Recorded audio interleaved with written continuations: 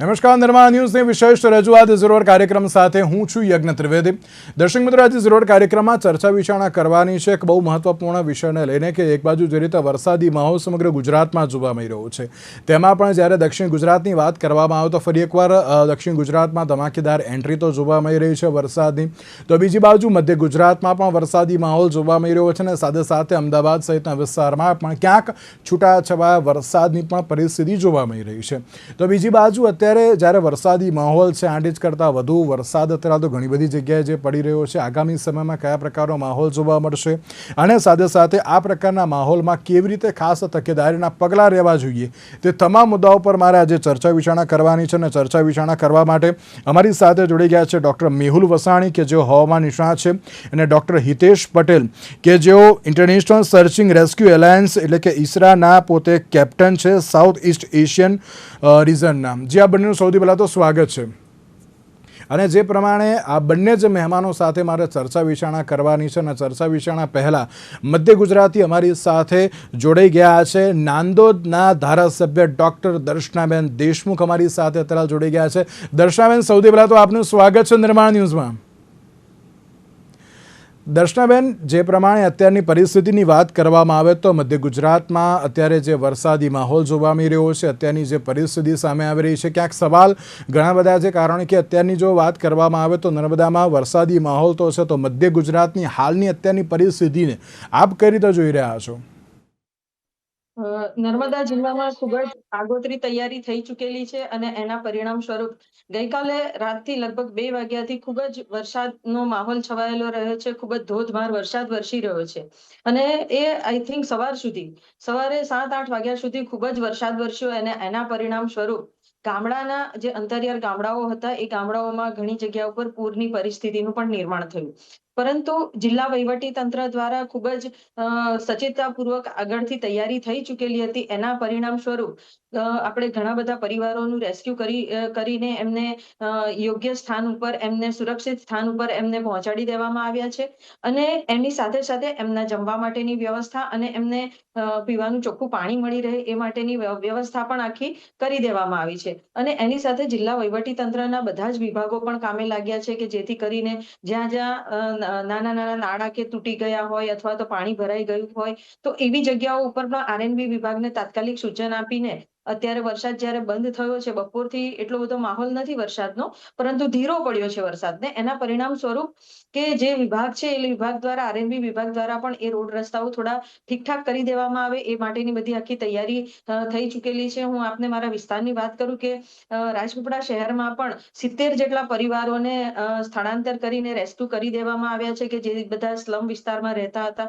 અને એ રીતના પણ એમના માટેની બધી વ્યવસ્થા આખી કરી દેવામાં આવી છે. એવી જ રીતના તિલકવાડા તાલુકો છે, ત્યાં પણ એક વ્યક્તિને જે પૂરની પરિસ્થિતિમાંથી એને રેસ્ક્યુ કરીને એને સારી રીતે યોગ્ય સ્થાન ઉપર, એને સુરક્ષિત સ્થાન ઉપર પહોંચાડી દેવામાં આવ્યો છે. ત્યાં પણ 7 જેટલા ગામોમાં જે 150 થી 200 જેટલા લોકોનું સ્થળાંતર કર્યું છે.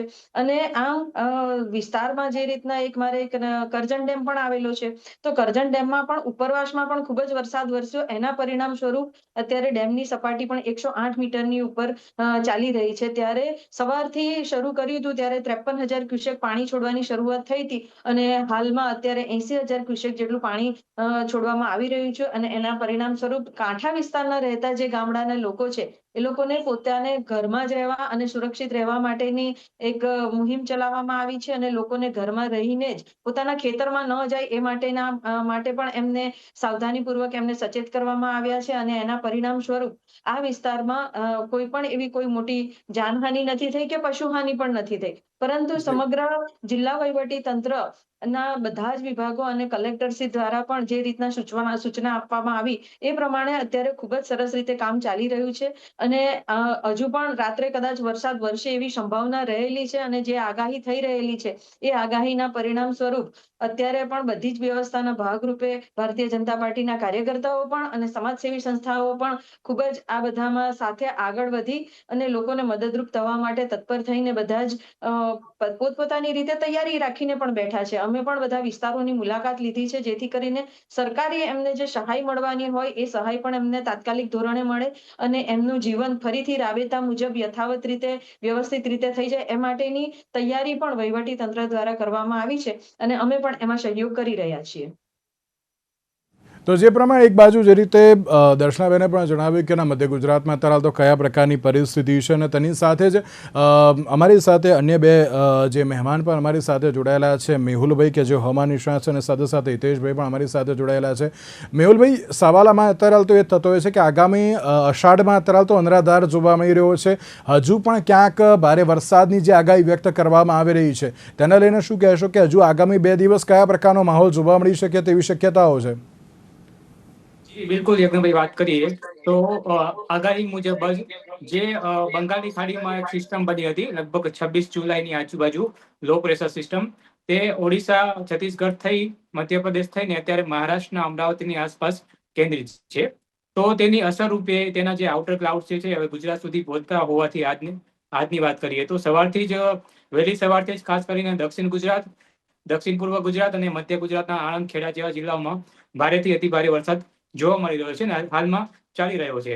તો હજી સિસ્ટમ ગુજરાતથી દૂર છે, તેમ છતાં શરૂઆત થઈ ગઈ છે વરસાદની.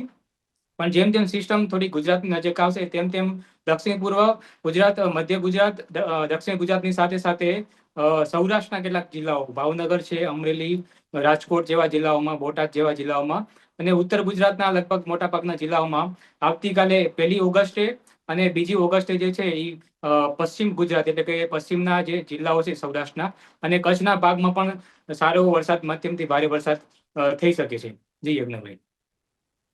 જે અષાઢમાં જે અનરાધાર અત્યારે તો જોવા મળી રહ્યું છે, જે પરિસ્થિતિ સામે આવી છે, ઘણા બધા વ્યક્તિઓને એવું જ હોય છે કે ના અત્યારે તો પાણી આવશે ત્યારે પા બાંધી દઈશું, પણ પહેલેથી ખાસ કેવા પ્રકારના તકેદારીના પગલાં લેવા એ બહુ જરૂરી છે હિતેશભાઈ, કારણ કે ઘરના વ્યક્તિઓ છે ત્યાં અત્યારે તો પાણી આવી ગયું છે પરંતુ કેવી રીતે સાર સંભાળ રાખવી એ ક્યાં ખબર હોતી નથી, તો ખાસ કેવા પ્રકારનું ધ્યાન રાખવું એ બહુ જરૂરી છે હિતેશભાઈ?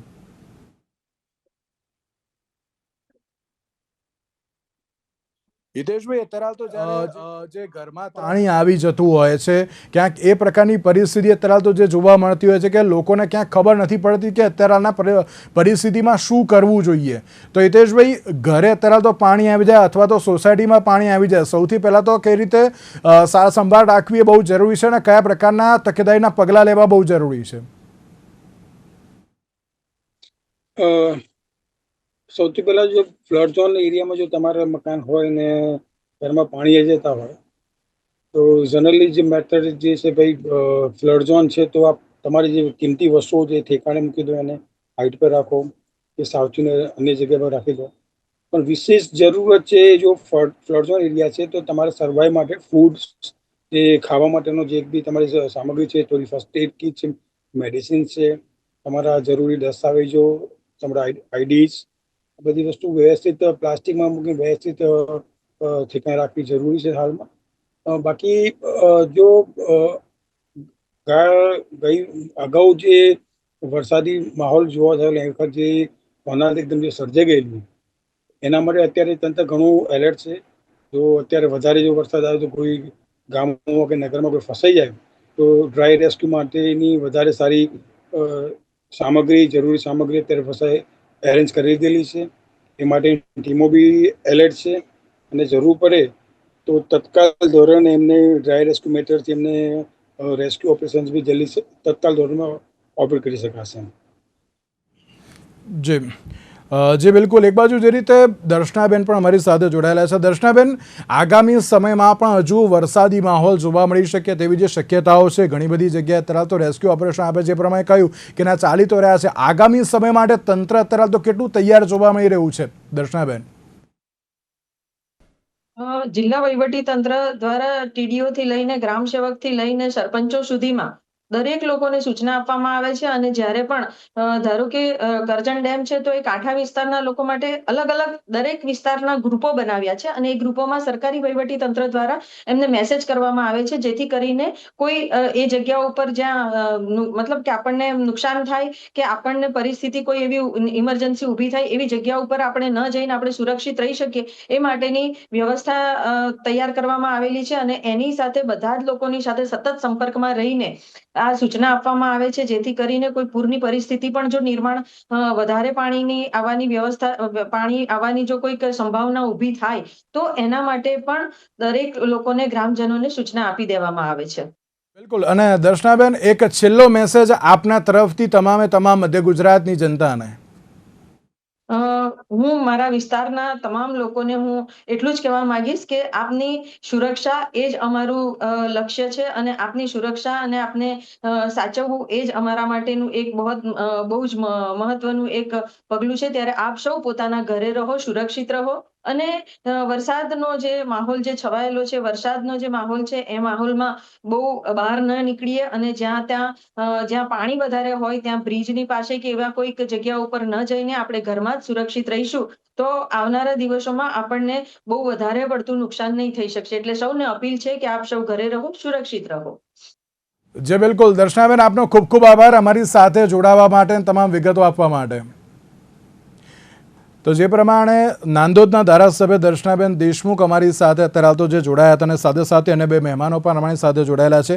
મેહુલભાઈ, એક સૌથી મહત્વનો સવાલ હવે આપણે એ કે જે પ્રમાણે આપ હવામાન નિષ્ણાતો છો પણ તેની સાથે આપ કૃષિ ઉપર પણ ઘણું બધું જે રિસર્ચ કરો છો, તો અત્યારે એક મહત્વનો સવાલ એ કે આ વખતે ખેડૂતોને ક્યાંક એક જ સવાલ હતો કે અમારા માટે આ વખતે વરસાદ કયા પ્રકારનો જોવા મળશે, કારણ કે સૌરાષ્ટ્રમાં હજુ પણ ક્યાંક જે ખેડૂતો છે એ લોકો અત્યારે રાહ જોઈ રહ્યા છે કે અમારે વરસાદ અત્યારે તો પડશે કે નહીં પડશે તો કઈ રીતનો પડશે.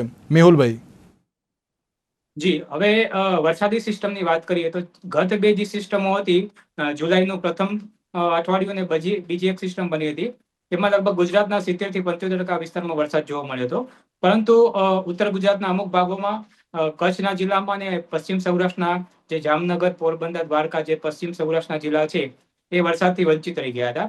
પણ આ સિસ્ટમમાં કંઈ ને કંઈ એવું લાગે છે કે લગભગ ત્યાં અતિ ભારે વરસાદ તો નહીં પણ લગભગ 2 થી 3 ઇંચનો વરસાદ થઈ શકે છે. પરંતુ આ વખતેના ચોમાસાની વાત કરીએ તો ચોમાસુમાં જ્યારે બંને બેઝિન છે, આપણા બંગાળની ખાડી છે અને સાથે સાથે અરબ સાગર છે, બંને મહિનામાં બંને જે બેઝિન છે તેમાં સિસ્ટમમાં બનતી હોય છે તો આખા ગુજરાતમાં લાભ થતો હોય છે. પણ આ વખતે કંઈ ને કંઈ અંશે અરબ સાગર એટલો બધો સક્રિય જોવા નથી મળતો. એના કારણે ઉત્તર અરબ સાગરમાં કે અરબ સાગર સિસ્ટમ ના બનવાના કારણે ખાસ કરીને પશ્ચિમ સૌરાષ્ટ્રના જિલ્લાઓ અને કચ્છમાં વરસાદનું પ્રમાણ જે છે એ બાકી જિલ્લાના કમ્પેરિઝનમાં ઓછું જોવા મળ્યું છે. પરંતુ બંગાળની ખાડીમાં જે બનતી સિસ્ટમો છે, ખાસ કરીને પૂર્વથી પશ્ચિમ તરફથી આવતી હોવાથી ગુજરાતમાં લગભગ ઉત્તર પૂર્વ ગુજરાત, મધ્ય ગુજરાત, દક્ષિણ ગુજરાતમાં વરસાદનો માહોલ વધારે જોવા મળતો હોય છે. તો આ જે સિસ્ટમ રાઉન્ડ પૂરો થાય તે પૂર્વે લગભગ ગુજરાતના લગભગ 90 થી 95% વિસ્તારમાં વરસાદ થઈ જાય એવી આ સિસ્ટમ દ્વારા સંભાવના દેખાઈ રહી છે. તો ખેડૂતોને એટલી સલાહ આપી શકીએ છીએ કે જ્યાં પૂરતો વરસાદ થયો છે ત્યાં તો ખેતી કાર્યો સપ્રમાણ ચાલી રહ્યા છે. પણ અમુક જે જિલ્લાઓ જે વાત કરી પશ્ચિમ સૌરાષ્ટ્રના જિલ્લાઓમાં, તેમાં હજુ સુધી પણ જે ચોમાસુ પાકો ખાસ કરીને મગફળી જેવા પાકો કરતા હોય તેની વાવણી જે છે એ વંચિત રહી છે. તો હવે તો જેને વાવણીનો સમય તો નીકળી ગયો છે, તો આજ વરસાદ થઈ ગયા છે લગભગ 2 થી 3 ઇંચ સુધીનો જ્યાં વંચિત જિલ્લાઓ છે તેમાં આપણે અર્ધ શિયાળુ પાકો અથવા તો જે પાછોતરા પાકો જે છે, ખાસ કરીને દિવેલા જેવા પાકો છે કે તુવેર જેવા પાકો છે, એ આ વરસાદમાં લગભગ 2 થી 3 ઇંચ થવાની સંભાવના વંચિત જિલ્લાઓમાં દેખાઈ રહી છે. તેના આધારે કરી શકે છે. પણ બાકી અન્ય જિલ્લામાં તો લગભગ વરસાદ થવો જોઈએ એના કરતા વધારે થઈ રહ્યો છે. જી બિલકુલ. હિતેશભાઈ, એક બહુ મહત્વનો સવાલ એ પણ કે દરિયાકાંઠાના વિસ્તારના તમામ લોકોએ કેવા પ્રકારનું ખાસ ધ્યાન રાખવું એ બહુ જરૂરી છે. સર, દરિયાકાંઠાના વિસ્તારોમાં જે ધ્યાન રાખવાનું મુખ્યત્વે જ્યારે બી જો સાયક્લોન જેવી કન્ડિશન સર્જાતી હોય તો એ કહે છે કે તંત્ર પહેલાં એલર્ટ આપવામાં આવે છે અને એ માટે પૂર્વ તૈયારો બી કરેલી હોય છે. એ લોકોને તાલીમો આપેલી છે, સાધુ સામગ્રી પૂરેપૂરી ફાળવેલી છે હાલમાં. તો દરિયા કિનારે જો આવી કોઈ બી વસ્તુ જો સર્જાય છે એકદમ, અને આપણે એવી જગ્યાએ છીએ તો મૂળભૂત જે કોઈ એવી જગ્યા કોર્નર હોય એવી જગ્યાએ રહેવું જોઈએ જેનાથી જે બી વાવાઝોડા હિસાબે જે કંઈ બી ડસ્ટ કે બીજું કંઈ ઓપ્ટિકલ જે તમને ટકરાની સાથે બોડી સાથે ઇન્જર ના થાય ધ્યાન રાખવું જોઈએ. હેલ્મેટ જો કદાચ પહેરી રાખો તો વધારે સારું રહે, એ ડેન્જરસથી બચી શકો છો. તો દરિયાકાંઠે મેક્સિમમ આ છે જે સાયક્લોનની વધારે રિસ્ક ફેક્ટર છે, પણ અત્યારે એવું કોઈ સાયક્લોન ના આવે એવી કોઈ કન્ડિશન છે એલર્ટ આવી નથી. પણ હાલમાં આ બેઝિક મૂળભૂત જે દરિયા કિનારે જે લોકો વસે છે એમણે એક પોતાની સ્વયં કીટ બનાવવી જરૂરી છે કે જેમાં કંઈ બી જો એકદમ પરિસ્થિતિ સર્જાય, કાબુ બહારની હોય, તો તુરંત પોતાની કીટ લઈને સુરક્ષિત સ્થળ પર જતા રહે એવી કીટ પહેલી હોવી જરૂરી છે. તો આટલી જનરલ બેઝિક વસ્તુનું ધ્યાન રાખે તો યોગ્ય છે. એ ઉપરાંત રેડિયો જે છે એ બહુ જ અગત્યનો છે. ફોનમાં બી રેડિયો છે, ચાલ FM રેડિયો ચાલતો હોય, FM રેડિયોમાં મેસેજ કમ્યુનિકેટ થતા હોય છે. ઉપરાંત ક્યારેક કંઈક જો ફસાઈ જઈએ કે તકલીફ પડે અને નેટવર્કનો કોઈ પ્રોબ્લેમ છે તો SMS ના માધ્યમે જો કોમ્યુનિકેશન કરવામાં આવે તો સારી રીતે મેસેજ આપણે ખરાબ નેટવર્કમાં એમાં મોકલી શકીએ છીએ, જે વહેલો મોડો મેસેજ પહોંચી અને આપણને કોઈ જગ્યાએ મદદ કે જે કંઈ આપણી રિક્વાયરમેન્ટ છે એ રિક્વાયરમેન્ટ આપણે ત્યાંથી પૂરી કરી શકીએ છીએ. તો બેઝિક આ જરૂરત છે જે છે. એ ઉપરાંત દરિયા કિનારે ગામમાં ખબર માછીમારી માટે જતા હોય એટલે એક સર્વાઇવલ કીટ બી હોય છે, દરિયામાં જતા હોય છે, એ રીતની કીટો પોતાની વસાવેલી હોય સૂકો નાસ્તો એવી વસ્તુ ફૂડ સાથેની, તો આપત્તિ સમય વધારે સારું અને સર્વાઈવ કરવા માટે બધું જોઈએ. કારણ કે તંત્ર આવી કોઈ બી કન્ડિશનમાં જો થશે તો તંત્ર અત્યારે રેસ્ક્યુ માટે અને એના સહાયતા માટે તુરંત એલર્ટ છે, એ તુરંત ત્યાં પહોંચવા માટે સક્ષમ છે અત્યારે. અને અત્યારની હાલની કન્ડિશનમાં સાધુ સામગ્રી બી પૂરી છે, રેસ્ક્યુ માટે બી સારી સામગ્રી અત્યારે વસાવેલી છે.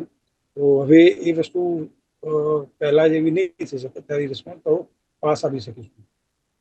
જી મેહુલભાઈ, અત્યારેની જે આ પરિસ્થિતિ સામે આવી છે ને તેમાં પણ ક્યાંક ઘણા બધા વ્યક્તિઓ એમ કહી રહ્યા છે કે આ એક સુપર અલ્નિનોની અસર છે, પેસિફિક મહાસાગરની અત્યારે તો અસર છે, પણ તેની સાથે જ્યારે આખો જે વરસાદી માહોલ છે અત્યારે તો 4 મહિનામાં જોવા મળતો છે, પરંતુ આ 4 મહિનાનું માત્ર એક જ મહિનામાં અત્યારે તો વરસાદ પડતો હોય ને તે પ્રમાણેની પરિસ્થિતિ આ વખતે જોવા મળી. એટલે ક્યાંક વરસાદની પેટર્ન પણ ક્યાંક બદલાઈ છે આ વખતે, એવી પણ અત્યારે તો પરિસ્થિતિ સામે આવી છે. એ કયા કારણોસર હોઈ શકે છે? જી, આપણે કારણોની વાત કરીએ તો અલ્નીનો જે છે એ વખતે અસર જે પહેલાથી એની શરૂઆતથી ઘણી બધી એજન્સીઓએ જાહેર કરેલી હતી. પણ અલ્નીનો એક પ્રશાંત મહાસાગરમાં વધારે તાપમાન થતું એક કન્ડિશન છે, પરિસ્થિતિ છે. તો એ આખું એક વાર્ષિક પેરામીટર છે, ઇન્ટર એન્યુઅલ છે.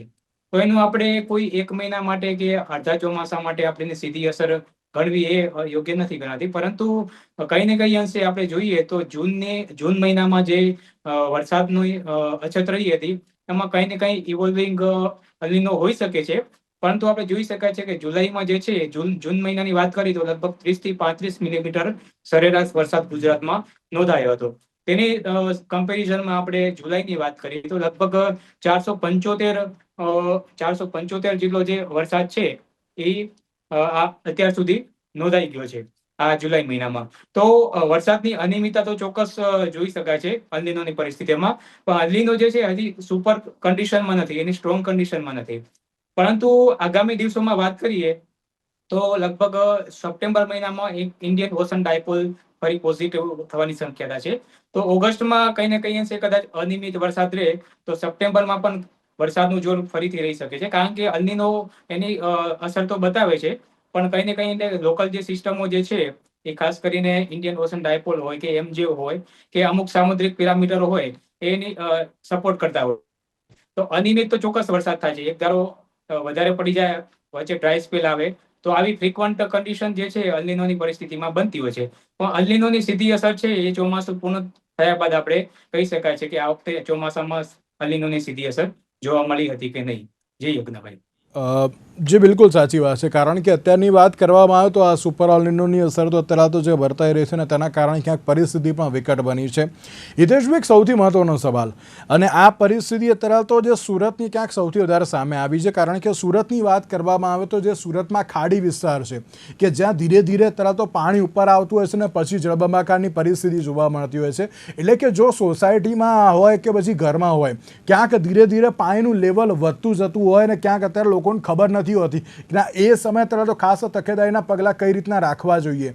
તો તેને લઈને પણ શું કહેશો, કારણ કે શહેરી વિસ્તારમાં આ પ્રકારની પરિસ્થિતિ બહુ વખત જોવા મળતી હોય છે અને ઘણા બધા લોકો ક્યાંક ખબર નથી હોતી કે ના આમાં રેસ્ક્યુ અત્યારે તો કેવી રીતે કરવાનું હોય છે. જો જાતે જ અત્યારે તો રેસ્ક્યુ કરવાનું હોય તો એ કેવી રીતે કરી શકે?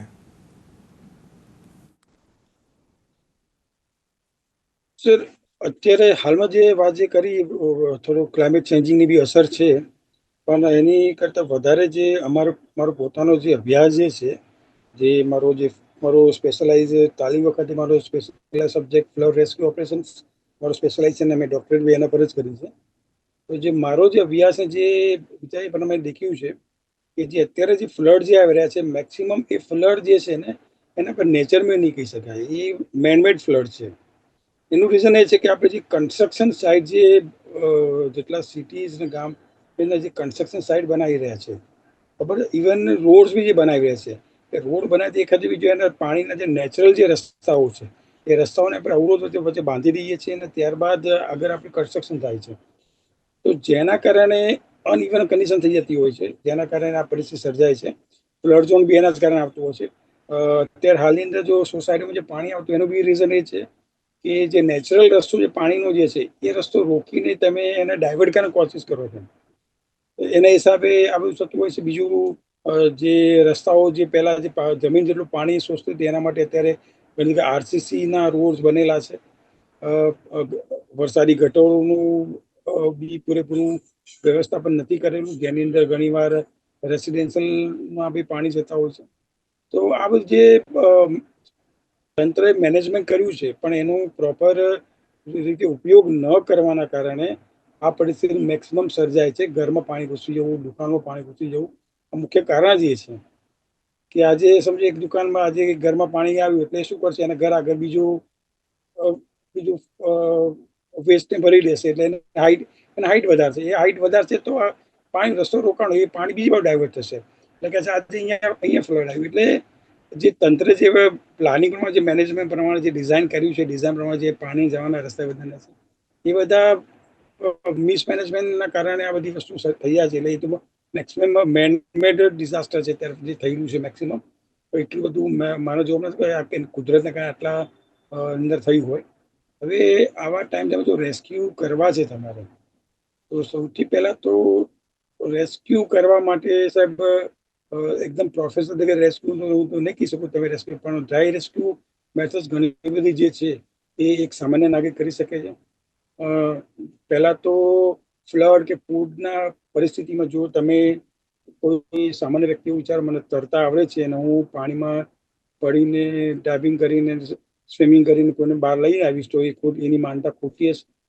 તમને તરતા આવડે છે એનો મતલબ નહીં કે તમે રેસ્ક્યુ કરી શકશો. કે રેસ્ક્યુ કરવા માટે ઘણી પ્રેક્ટિસ હોય છે. એની એક બોડીને ખેંચવા, એક વજનને પાણીમાંથી ખેંચવા માટે ઘણા બધા સાયન્ટિફિક મેથડો છે. એ સમજવું, એની પ્રેક્ટિસ કરવી પડે, ત્યારબાદ તમે એક રેસ્ક્યુ માટે એબલ બનતા હોવ છો. પણ જ્યારે બી જો આવા રેસ્ક્યુ કરવાની જો જરૂરત પડે તો હંમેશા પહેલાં ડ્રાય રેસ્ક્યુ મેથડ્સ વાપરી. જેમ કે ડ્રાય રેસ્ક્યુ મેથડ એટલે કે સમજીએ કે આપણી પાસે કોઈ કેરબો છે, એને દોરી બાંધીને કોઈની સામે થ્રો કરો તો એને પકડીને આવી જશે બહાર. પછી લાગે છે કે ભાઈ આપણે પાણીનો વહેણ આપણા ત્યાં વધારે છે અને એ વહેણમાં કોઈ ખેંચી જાય તો રસ્સા આમને સામને બાંધો, રસ્સાના મદદથી જવા, એનાથી એક લાઈફ લાઈન બાંધીને તમે અવર જવર કરો તો જેનાથી બી તમે પાણીના વહેણમાં ખેંચી ના જાઓ, પ્રોપર રીતે તમારું એક જે બીજી જગ્યાએ શિફ્ટ કરી શકો છો. જો વધુ પડતા લોકો જો ઘરમાં કોઈ જગ્યાએ ફસાયેલા છે, બીમારને લઈ જવા છે, તો એના માટે બી સેમ જ મેથડ છે. રસ્તાની રોપલાઇન બનાવીને તમે કરી શકો છો. તો આ લાઈફલાઈન મેથડ્સનો ઉપયોગ કરશું તો મેક્સિમમ ઉપયોગ રેસ્ક્યુઝમાં તો કરી શકાતું હોય છે. તે ઉપરાંત જે સેલફોન જે છે એની અંદર આપણે કોમ્યુનિકેશન માટેના સંપર્ક રાખો. એ ઉપરાંત ઘણી બધી મેસેજ અત્યારે જો કર્યા છે, ઘણા લોકો હેમ રેડિયો બી ઇન્ટરનેટથી ચાલતો હોય છે. એમ રેડિયો કોન્ટેક્ટ બી કરાવે. એના માટે આખું મોટી પ્રોસેસ, સામાન્ય વ્યક્તિને ખ્યાલ ન હોય એમ રેડિયો ઇન્ટરનેટ ચલાવીશું, કારણ કે એની અંદર પ્રોફેશનલ ટ્રેનિંગ લઈને કરીએ તો પણ સામાન્ય વ્યક્તિ બી એમ રેડિયો ચલાવી શકતા હોય છે. અને નજીકનો જે તમારો સંપર્ક નંબર જે બી હોય, તમારા કલેક્ટર ઓફિસનો ડાયરેક્ટ જઈને સેવ કરવો જોઈએ, રાખો કે કંઈ બી રિસ્પોન્સ થાય તો હંમેશા પહેલા ધ્યાન રાખો. કોઈ બી વ્યક્તિ જો પરેશાની થાય તો તરત એને કલેક્ટર ઓફિસને રિસ્પોન્સ કરે. કલેક્ટર ઓફિસ જ એક એવું મેઇન કચેરી જ્યાંથી ફાસ્ટ રિસ્પોન્સ પહોંચાય. અને કલેક્ટર ઓફિસ સાથે આખા દેશ, કલેક્ટર ઓફિસ આપણા ભારતના કેન્દ્ર સાથે જોડાયેલી છે. આપણે સમજો અમદાવાદ જિલ્લામાં છે, અમદાવાદ જિલ્લાની કલેક્ટર ઓફિસ જે છે સ્ટેટ ગવર્મેન્ટ રિપોર્ટ કરે, સ્ટેટ ગવર્મેન્ટ રિપોર્ટ કરે છે.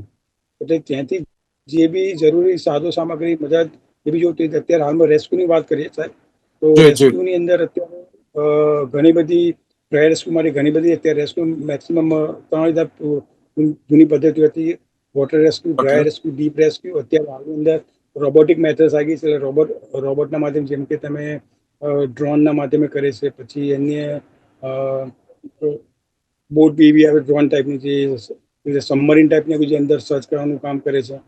તો રોબોટિક રેસ્ક્યુ બી અત્યારે થાય છે. એટલે અત્યારે હાલની અંદર જો સર્ચ એન્ડ રેસ્ક્યુની જરૂરત પડતી હોય CSRની, તો ફાસ્ટ રિસ્પોન્સ આપી શકશે એનડીઆરએફ ને ફાયર બ્રિગેડ બી. ફાયર બ્રિગેડ અત્યારે લગભગ તમામ જિલ્લાની ફાયર બ્રિગેડને આ રોબોટિક રેસ્ક્યુની બી ટ્રેનિંગ સ્પેશિયલાઇઝ એડવાન્સ લેવલ પર જઈને સેન્ટ્રલ ગવર્મેન્ટ દ્વારા, એનડીએમ દ્વારા અને એનડીઆરએફ દ્વારા આપવામાં આવેલી છે. તો દરેક રીતે ફાસ્ટ ઓપરેટ કરી છે. અને દરેક જિલ્લા પાસે આ સાધનો બી છે. જરૂર પડે તો દરેક વસ્તુનો ઉપયોગ કરશે. અને છેલ્લે જો લાગે કન્ડિશન એવી કે હવે જરૂર વધારે એવી કન્ડિશન હોય તો એ સમયે તમે એરફોર્સનો છેલ્લો ઉપયોગ કરતા હોય છે. બિલકુલ સાચી વાત છે. એટલા માટે અત્યારે તો એમ કહી શકાય કે ના, અત્યારે હાલની જો પરિસ્થિતિની વાત કરવામાં આવે તો ક્યાંક જાતે રેસ્ક્યુ કરી શકો છો, પણ મહેરબાની કરીને ના આવડતું હોય તો અત્યારે તો ના જતા, કારણ કે તેમાં અત્યારે તમારી પણ એમ કહેવાય ને કે ના જે જાનને ખતરો પણ હોય છે. એટલે મહેરબાની કરીને જે હિતેશભાઈએ જણાવ્યું એ પ્રમાણે અત્યારે તો કરવું એ બહુ જરૂરી છે. તેની સાથે જ હિતેશભાઈ અને મેહુલભાઈ, આ બંનેનો આભાર અમારી સાથે આ ચર્ચા વિચારણામાં જોડાવા માટે. Thank you so much. તો દર્શક મિત્રો, હજુ પણ વરસાદી માહોલ છે. સાવચેતીની સાથે અત્યારે તો જે આગળ વધજો અને તેની સાથે સાથે પ્રિકોશન્સ રાખવા પણ હવે બહુ જરૂરી છે. આજના વિશેષ કાર્યક્રમને આપશે. નમસ્કાર.